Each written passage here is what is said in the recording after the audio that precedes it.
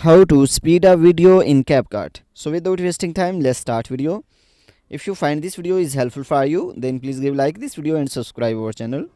So firstly, open the CapCut. So when you will open the CapCut, here is the option of new project. So when you will click on new project, it will show your gallery.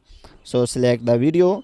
So after selecting the video, so for example, I want to increase speed of this video.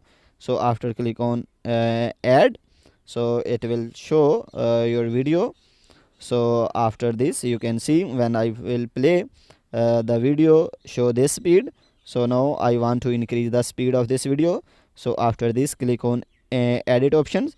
So after this here is the options of speed. So click on speed and then click on normal. So after this here you can see you can increase speed. So when I will play now, so you can see the video speed is increased. So guys, in this way you can speed a video. So if you want to speed different part of the video, so firstly you have to split the part. So go back. So when you will go back, here is the option of split. So for example, I want to speed up this part. So firstly select this part by click on split.